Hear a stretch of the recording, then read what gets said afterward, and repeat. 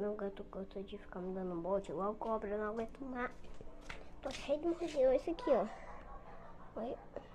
Não dá pra ver, não. Não tá conseguindo ver? Dá pra ver porque não é aqui, né? Cadê os cabelos? Ó. Por que você tá assim, meu filho? Por que você tá assim, bebê?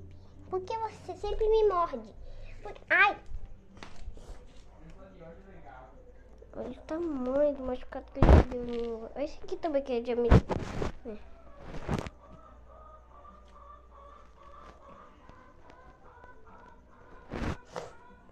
Bebezinho. É bonito. Você tá me chutando, Faísca? Como é que tem um gato? Não, para de morder o cabo da vassoura. Para. Bebê, para, filho. Por que você... Por que...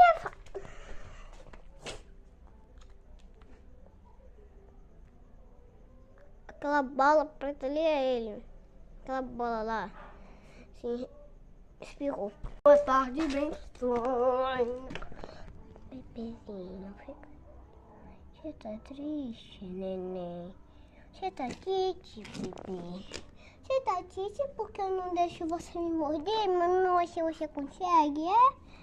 Bebê, sai daí. Você fica espirrando, filhinho. Cancela aqui, ó. Vocês verem. Isso.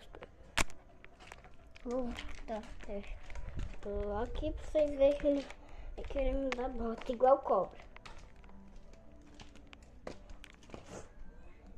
Lá, existindo, lá. Você não vai... Por que você tá calmo? Quando eu quero gravar vídeo, safado?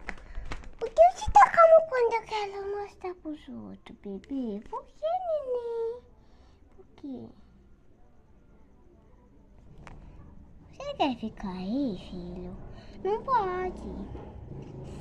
Vem cá. Peraí, depois vou pegar vocês.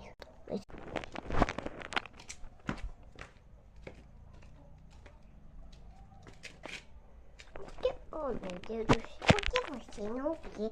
Mostrar aqui é danado quando eu quero mostrar pros outros que você é danado, meu bebê.